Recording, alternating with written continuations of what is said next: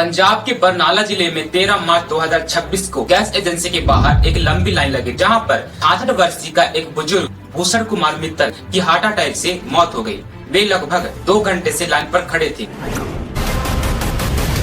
भारत में लगभग 33 करोड़ सक्रिय एलपीजी कनेक्शन है, जिसमें से 60% बाहर से इंपोर्ट होता है और उसमें से 90% एलपीजी बाहर से शिप के जरिए स्ट्राइट ऑफ हार्मुज मार्ग से होते हुए ये ईरान और ओमान के बीच का रास्ता है।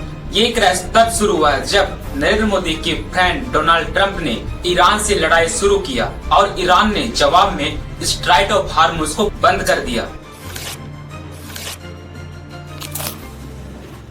जिसकी वजह से आधी से ज्यादा सप्लाई बंद हो गई।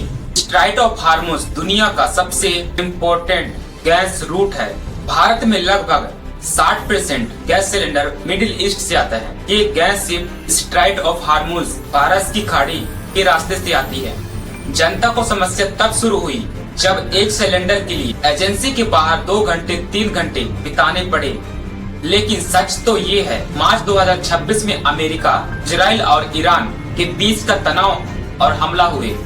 ईरान ने जवाब में स्ट्राइट ऑफ हार्मुज को बंद कर दिया, जिससे एलपीजी सप्लाई आधे से ज्यादा लगभग बंद हो गई, जिससे लोगों को गैस एजेंसी के बाहर 2 घंटे 3 घंटे सिलेंडर के लिए बिताने पड़ रहे थे। कुछ जगहों पर ब्लैक में सिलेंडर 2000 से 3000 रुपए तक भी बिक रहा था, लोग बेच रहे थे। सरकार इस संकट को छुपाने के लिए पूरी कोशिश कर रही है। सच बात तो ये है, नोटबंदी और कोरोना के बाद ये तीसरी बार जनता को लाइन पर खड़ा कर दिया है। 2026 का बड़ा बदलाव, भारत ने पहली बार ऑफिशियल डील किया यूएस के साथ और 19 मार्च 2026 को एक हफ्ते में लगभग 1,76,000 टन एलपीजी अमेरिका से आया था। 2025 के पहले इंडिया मिडिल ईस्ट से एलपीजी सिलेंडर मंगाता था। कतार, सऊदी अरब, यूए और कुवैत, इन देशों से इंडिया सिलेंडर इंपोर्ट करता था और इन देशों से जो सिलेंडर आती थी इंडिया में वो एक ही रूट से आती थी, जो स्ट्राइट ऑफ हार्मुज है। लगभग आधे से ज्यादा शिपमेंट इसी मार्ग से होते हुए आती थी।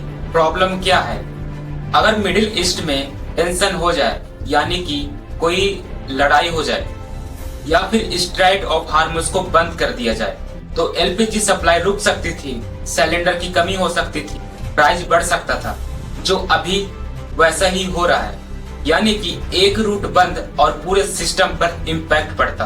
2025 के बाद इंडिया ने अपनी स्ट्रेटेजी बदली।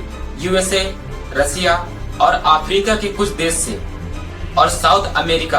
अभी का जो नया रूट है वो कैसा है, वो है मिडिल ईस्ट से straight of Hormuz, Arab Sagar, USA से अटलांटिका महासागर, हिंद महासागर होते हुए आता है। और ये चेंज क्यों हुआ, इसके 3 बड़े रीजन हैं। पहला, एक ही जगह पर डिपेंड ना रहना। दूसरा, रसिया जैसे देशों से डिस्काउंट में मिलता है। और तीसरा, अगर एक रूट बंद हो जाए तो दूसरा ओपन रहे। मार्च 2026 में मांग में तेजी होने के कारण ऑयल कंपनी और प्रतिदिन औसत 50 लाख से अधिक वितरित कर रही है, जबकि 13 मार्च को ये आंकड़ा 87 लाख से अधिक पहुंच गया।